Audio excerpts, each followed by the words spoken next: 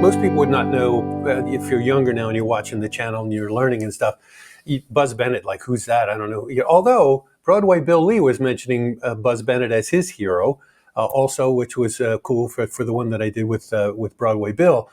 Buzzy was a crazy mad scientist genius when it came to radio. He came up with a lot of different things that probably most people at the time would be like, "Really? Are you nuts?" And he does them, and bam, through the roof. And you go like, "Well, evidently not so much."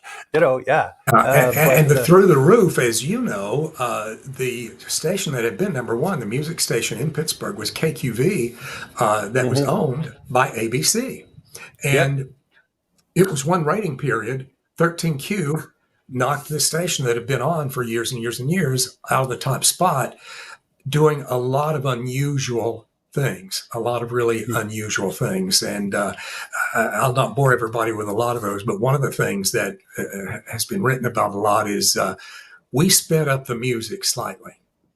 And we sped up the music. And that was a Buzzy's thing.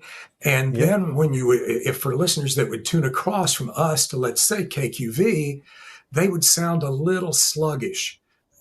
It didn't register that their song is playing slower or 13Q is playing faster. It's just that we sounded more energetic and brighter.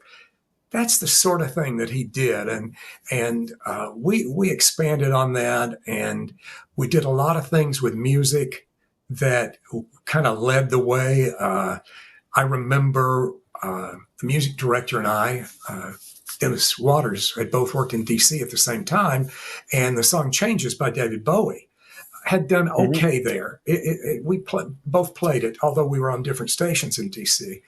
And we were trying to put together our playlist for the week, and one of us said, do you remember Changes by David Bowie? And I said, of course. Or he said, of course. And we decided probably 3 years later to pull Changes off that Bowie album and play it as a current song on 13Q.